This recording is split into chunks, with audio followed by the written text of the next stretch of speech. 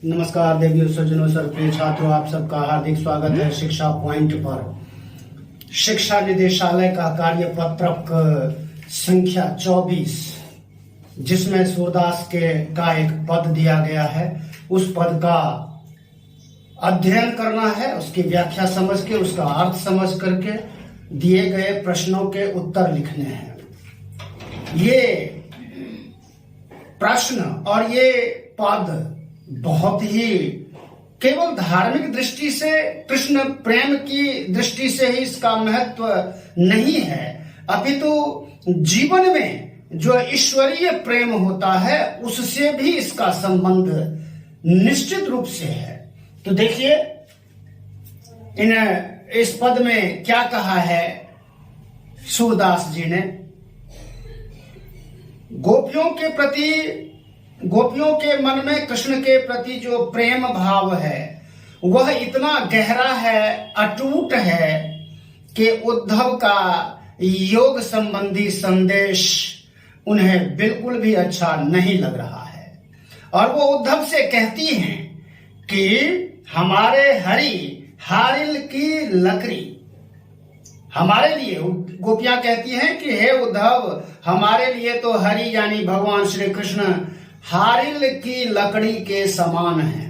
हारिल नाम का एक पक्षी होता है जो अपने पंजे में लकड़ी का टुकड़ा दबाए रहता है। वो उसको, उस पक्षी को, हारिल को, उससे बड़ा प्रेम होता है। तो उस हारिल के लकड़ी के समान ही गोपियों के मन में कृष्ण के प्रति प्रेम है। मन क्रम वचन नंद नंदन उर, मन में, मन से, वाणी से, कर्म से, उनके दिलों में, गोपियों के दिलों में केवल और केवल नंद बाबा के नंदन अर्थात यशोदा नंदन श्री कृष्ण ही कृष्ण है। इसीलिए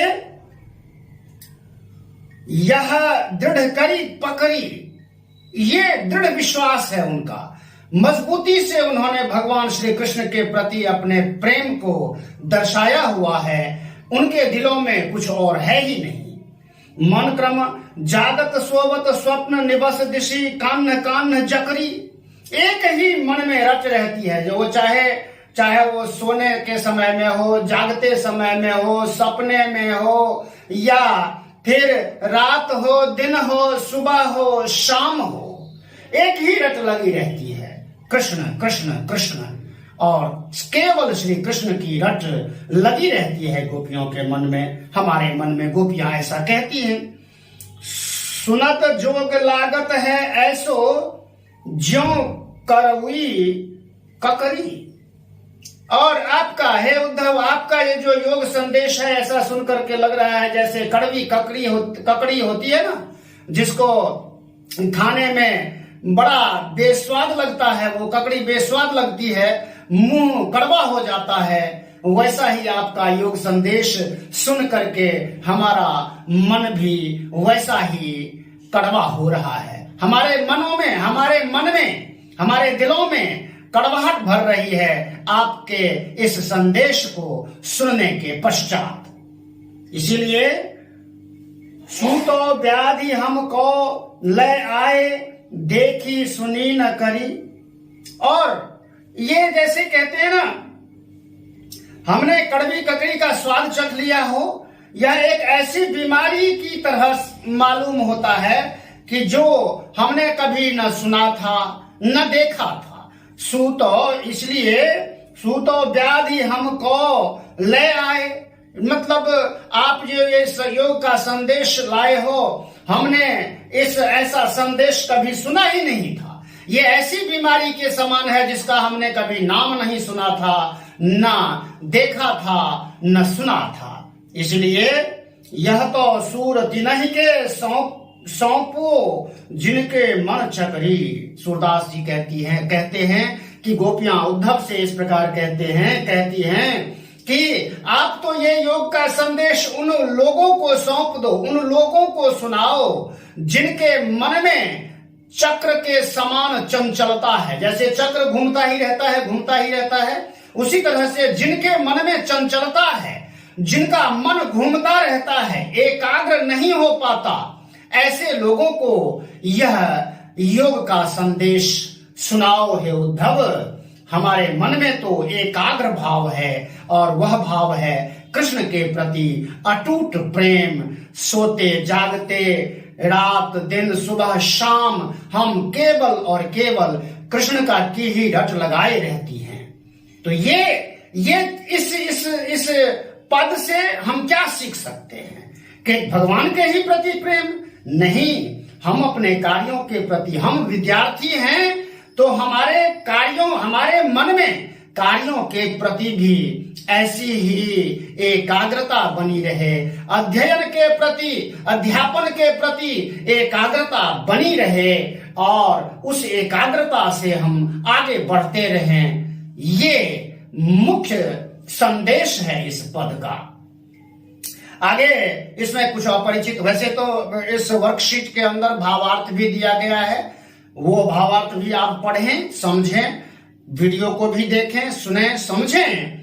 और कुछ अपरिचित शब्द दिए गए हैं। हारिल एक पक्षी का नाम है, क्रम यानी कर्म यानी कार्य, उर यानी हृदय, दिल, निशि प्रत्येक, कान कान्हा अर्थात हरि श्री कृष्ण, जोग यानी योग, और करुई अर्थात कड़वी, और व्याधि का अर्थ है बीमारी। अब इन पंक्तियों के आधार पर जो प्रश्न पूछे गए हैं उनके उत्तर देखिए। पहला प्रश्न है, हरि से क्या तात्पर्य है? तो जितने भी यहाँ 4 ऑप्शंस दिए गए हैं, क घोड़ा, ख कृष्ण, ग हाथी और घ हारना, इनमें से हारना को छोड़ दें तो बाकी तीनों अर्थ होते हैं हरि के, लेकिन यहां पर इसका सही उत्तर है ख कृष्ण। इसका हरि का सही उत्तर ख कृष्ण है। दूसरा प्रश्न है, ज्यों करुई ककरी में कौन सा अलंकार प्रयुक्त हुआ है? तो अलंकार में जहां ज्यों, जैसे, मनु, मानो ऐसे शब्द जहां पर होते हैं वहां उत्प्रेक्षा अलंकार होता है। तो इसका सही उत्तर है ख उत्प्रेक्षा। ये 2 प्रश्न बहुवैकल्पिक प्रश्न थे। अब जो 2 प्रश्न हैं उनमें विकल्प नहीं है। देखिए तीसरा प्रश्न, गोपियों ने उद्धव के योग संदेश की तुलना किससे की है? तो गोपियों ने उद्धव के योग संदेश की तुलना कड़वी ककड़ी से की है। उनको उद्धव का योग संदेश कड़वी ककड़ी के समान बेस्वाद लगता है, उनमें उनकी कोई रुचि नहीं है। इसलिए तो वो कहती है कि आप ये संदेश किन्हीं और लोगों को सुनाओ जिनके मन में कोई चक्कर हो, कोई बहुत चंचलता हो, जिनका मन स्थिर ना हो, ऐसे लोगों को ये योग संदेश सुनाओ। चौथा और अंतिम प्रश्न है, गोपियों ने उद्धव से योग संदेश को किन लोगों को सौंपने को कहा है? तो गोपियों ने उद्धव से योग संदेश को उन लोगों को सौंपने को कहा है जिनके मन में चंचलता है और जिनका मन चक्र के समान घूमता रहता है, जिनके मन में एकाग्रता नहीं है, जिनका मन भटकता रहता है, ऐसे लोगों को योग का संदेश सौंपने की बात गोपियों ने उद्धव से कही है। तो ये इनके इन सभी प्रश्नों के उत्तर थे और डिस्क्रिप्शन बॉक्स में भी ये उत्तर डाले जाएंगे। और इस पूरे पाठ पर, सूरदास के पद, ये जो पाठ है पूरा का पूरा पाठ ठीक से समझने के लिए एक बहुत अच्छी वीडियो भी है जिसका लिंक डिस्क्रिप्शन बॉक्स में मैं डाल दूंगा। आप पूरी वीडियो देख करके पूरे पाठ की व्याख्या, प्रश्न उत्तर और इस पाठ का क्या मूल संदेश है, मूल भाव है, इसको भी आप समझ सकते हैं। चैनल को सब्सक्राइब कीजिए, लाइक शेयर कमेंट कीजिए। धन्यवाद वीडियो देखने के लिए। नमस्कार, जय हिंद, जय भारत, जय भारती।